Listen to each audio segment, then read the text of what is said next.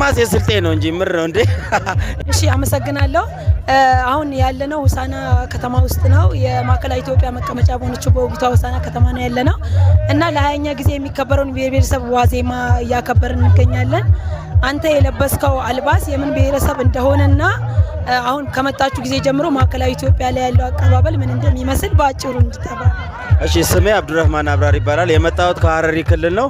ያው ይሄ የሀረሪ ክልል የባህል ልብስ ነው ማለት አጥላስ ይባላል። ተሻሽሎ የመጣው ማለት ነው። አጥላስ ይባላል። ይሄ 20ኛውን ብሔረሰብ ለየት የሚያደርገው ነገር አቀባበሉ በጣም ብዙ ቦታ አለ። ከቡታጅራ ይጀምራል። ከቡታጅራ ጀምሮ ያው እስካሁን ስልጤ ወራቤ በጣም በከፍተኛ ሁኔታ ነው የተቀበሉን። በጣም በክትፎ ነው የተቀበሉን። ወራቤ ላይም እንደዛው በክትፎ ነው የተቀበሉን እና በጣም ለየት የሚያደርገው ነገር በየቦታው በጣም ብዙ ቦታ አቀባበል አለ። ማህበረሰቡ የአቅሙን ከየቤቱ አውጥቶ በጣም ለኛ አቀባበል እያደረገልን ፍቅር እያሳየን ነበረ እና ይሄን ይመስል ነበረ። አሁን ነው አመሰግነው።